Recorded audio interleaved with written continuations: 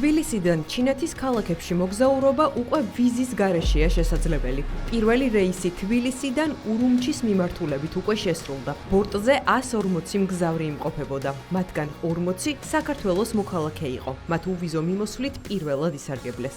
ვიზო მიმოსვლა ჩვენთვის ძალიან კომფორტული აღმოჩნდა, რადგან ზედმეტი სირთულეების გარეშე შევძლებთ წავიდეთ ჩინეთში და ვიასპარეზოთ მრავალი კარგი გუნდების წინააღმდეგ. რაც შეეხება ჩინეთის ჩემპიონატს, ეს არის ატლასის საკალათბურთო ჩემპიონატი და ჩვენ, როგორც ვიქტორ სანიკიძის აკადემიის სახელით, პირველად მიმოგზავრებით ესეთ ჩემპიონატზე. ჩინურმა ავიაკომპანიამ ფრენის სიხშირეც გაზარდა და 30 მაისიდან თბილისის მიმართულებით კვირაში 7-ჯერ იფრენს. ჩვენი ქვეყნისთვის ახალი შესაძლებლობების ფანჯარა გაიხსნა. მსოფლიოში სიდიდით ნომერ მეორე ეკონომიკის მქონე ქვეყანასთან უვიზო მიმოსვლა გვაქვს. საქართველოდან ჩინეთში გამგზავრებას ყველა ის პირი შეძლებს, ვისაც ქართული ბიომეტრიული პასპორტი აქვს. აღნიშნული გადაწყვეტილება ორ ქვეყანას შორის სტრატეგიული პარტნიორობის მორიგი პრაქტიკული და ხელშესახები შედეგია, რაც საქართველოს უდიდეს სარგებელს მოუტანს. სავაჭრო ეკონომიკურ, პოლიტიკურ და კულტურულ კავშირებს კიდევ უფრო გააძლიერებს და გააღრმავებს. ყოველთვის სავიზო რეგულაციის შემსუბუქება არის მნიშვნელოვანი მუხტი ორ ქვეყანას შორის ურთიერთობების, სავაჭრო-ეკონომიკური ურთიერთობების, ხალხთა შორის ურთიერთობების გაძლიერება და ჩვენ უკვე ვხედავთ აღნიშნული გადაწყვეტილებების შედეგებს. ჩვენი პარტნიორი ავიაკომპანია China Southern Airlines გადადის ყოველდღიურ ოპერირებაზე. ანუ როგორც მოგეხსენებათ, მანამ-სანამ საქართველოს მთავრობა გააუქმებდა უვიზო მიმოსვლას ჩინეთთან, აღნიშნული ავიაკომპანია ოპერირებდა კვირაში 4 სიხშირით, მას მერე რაც გადაიდგა ესეთი მნიშვნელოვანი გადაწყვეტილება ორი სახელმწიფოს მხრიდან ამან პირდაპირ სტიმული მისცა პირდაპირ ფრენების სიხშირეების ზრდას. ძალიან მნიშვნელოვანია და ძალიან დიდ ბენეფიტებს მოუტანს ორივე ქვეყანას.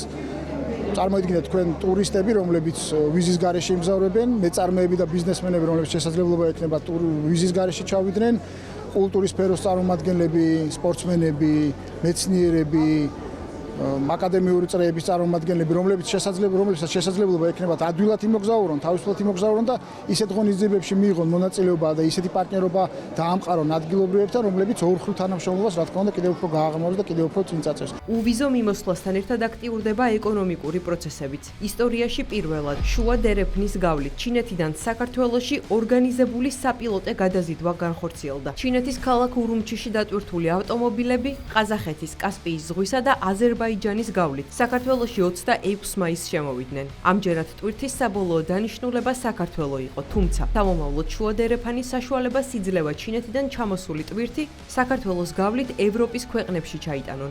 ჩინეთიდან საქართველოში გადაზიდვები აქამდე ზღვით ხდებოდა, რასაც 52 დღე სჭირდებოდა, თუმცა სახმელეთო გადაზიდვებს სულ რაღაც 12 დღე სჭირდება. ივლისის თვეში უკვე დაგეგმილია ჩინეთიდან ტვირთის საქართველოს გავლით თურქეთში ჩატანა. უვიზო მიმოსვლა ორ ქვეყანას შორის ეკონომიკური და სავაჭრო საქმიანობების განვითარებისთვის უმნიშვნელოვანესია. სტრატეგიულმა პარტნიორობამ და ორმხრივმა სურვილმა საქართველოს დამატებითი სტიმული და ბენეფიტები მისცა. უვიზო მიმოსვლა ამ პროცესში მთავარი საშუალებაა, რომელიც დამწყებთ მცირე მეწარმეებს, ბიზნესებს, გაუმარტივებს, გაუიაფებს და საშუალებას მისცემს შეუფერხებლად აწარმოოს სავაჭრო-ეკონომიკური საქმიანობა.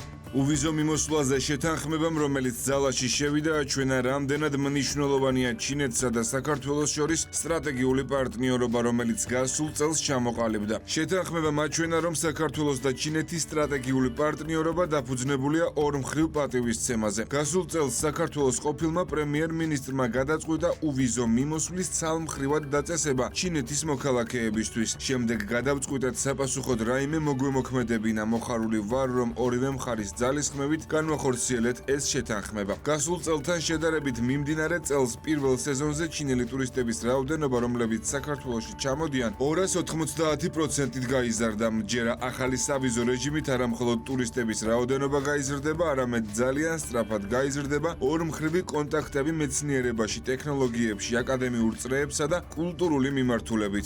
საქართველოს ჩინეთს შორის თავისუფალი ვაჭრობა 2017 წლიდან დაიწყო. უკვე 2023 წელს ჩინეთის საქართველოს სტრატეგიული პარტნიორი გახდა. ორივე ქვეყნის სურვილით პარტნიორობა მალევე მოიტანა ხელშესახების შედეგი. დაიწყო სახმელეთო გადაზიდვები, უვიზო მიმოსვლა. უახლოეს პერიოდში ჩინური სამშენებლო გიგანტის ჩართულობით დაიწყება ანაკლიის პორტის მშენებლობა.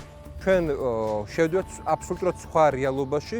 ეს რეალობა საქართველოს ახალი რეალობა ნიშნავს იმას, რომ ის იყოს დამაკავშირებელი გზა, ნამდვილად დამაკავშირებელი გზა ევროპასა და აზიას შორის. ბუნებრივია, რომ ესე იგი უვიზო რეჟიმები და პირდაპირ ესე იგი მიმოსვლა, რაც ორ ქვეყანას შორის, საქართველოსა და ჩინეთს შორის ხორციელდება, ეს არის იმის მანიშნებელი, რომ ჩინეთი აპირებს ამ შუა დერეფნის ქვეყნებთან აქტიურ თანამშრომლობას და საერთო რაღაცა პროექტების საერთო ეკონომიკური ინტერესების შექმნას, რაც ჩვენ ქვეყანას აწვევს, თუ კი ჩვენ დავაკვირდებით დასავლეთის ძირითადი პოლიტიკა იყო აგებული დახმარებებზე. საერთოდ დასავლურ ქართული რაღაცა ეკონომიკური დიდი პროექტი არ ყოფილა, ხო? მაგრამ სამაგიეროდ ეხლა ჩვენ ვხედავთ, რომ ჩინეთი აბსოლუტურად სხვა სტრატეგიით მოდის, ჩინეთი არ მოდის დახმარებებით, არამედ მოდის სწორედ აი საერთო ეკონომიკური ინტერესების ესე იგი შექმნით.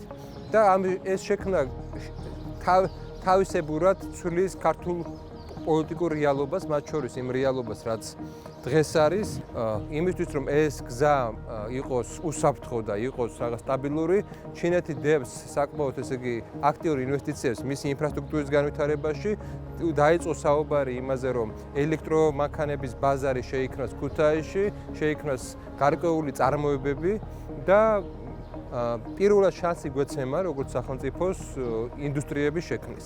შემთხვევითი არ არის სწორედ პორტი, ანაკლის პორტები აქტიურად მიდის საუბარი და ჩინელები მალე დაიწყებენ ამ პორტის შენებას, რაც ნიშნავს იმას, რომ მოცულობა უნდა იყოს საკმაოდ დიდი, იმიტომ რომ ის ტვირთი, რომელიც ჩინეთიდან გამოვა, არის საკმაოდ დიდი რაოდენობის.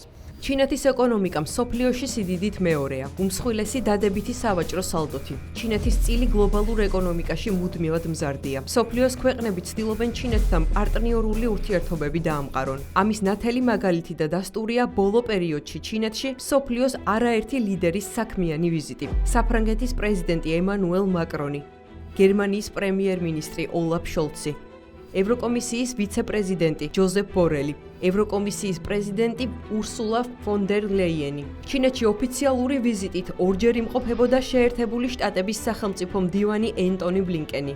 რამდენიმე თვის წინ პეკინში ჩინეთ-ევროკავშირის სამიტიც ჩატარდა. ერთი წლის წინ სი ძინპინი ამერიკას ეწვია და ჯო ბაიდენს შეხვდა. დაესწრო აზია წყნარი ოკეანის ეკონომიკური თანამშრომლობის ორგანიზაციის სამიტს, სადაც ამერიკელ ბიზნესმენებთან საომავლო ურთიერთობებზეც ისაუბრა. გასულ თვეს სი ძინპინს 5-დღიანი ევროპული ტურნეც ჰქონდა, რომლის ფარგლებშიც ევროპული სახელმწიფოების ლიდერებს შეხვდა.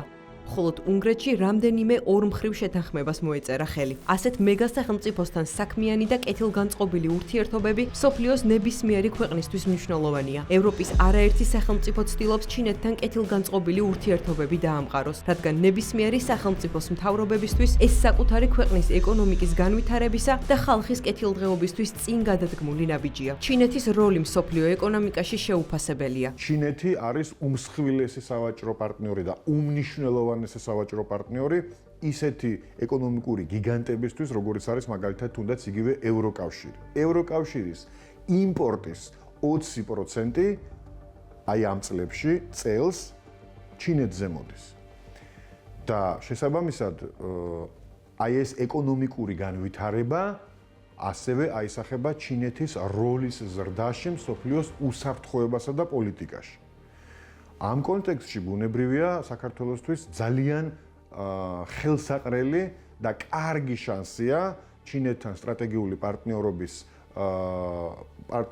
ურთიერთობის ფორმატი, იმიტომ რომ ეს ნიშნავს ჩვენთვის მეტ უსაფრთხოებას, მეტ ეკონომიკურ განვითარებას, მეტ შესაძლებლობებს ეკონომიკური განვითარებისთვის და მეტ შესაძლებლობებს სტაბილურობისთვის, იმიტომ რომ ჩინეთის ეკონომიკური ინტერესები ავტომატურად გულისხმობს გარკვეულ გარანტიებს და იმას, რომ ჩინეთი დაინტერესებულია საქართველოში მშვიდობით და ეკონომიკური განვითარებით. სწორედ ჩინეთი არის ის ქვეყანა, რომელიც ერთი სარტყელი, ერთი გზის ინიციატორია. ეს არის გლობალური მასშტაბისა და უდიდესი ამბიციის მატარებელი პროექტი, ინფრასტრუქტურული განვითარების სტრატეგია, რომელმაც საინვესტიციოდ ფაქტობრივად მთელი ევრაზიის კუნძული მოიცვა. ამ გეგმაში საქართველო აბრეშუმის გზის ეკონომიკური ჰაბის როლს ირგებს. გარდა ამისა, საერთაშორისო თანამშრომლობის ერთ-ერთი მთავარი პრიორიტეტი ტრანსკასპიური დერეფანია, რაც საქართველოსთვის სატრანსპორტო ლოჯისტიკური კავშირების გასაღრმავებლად შესაძლებლობებს ქმნის.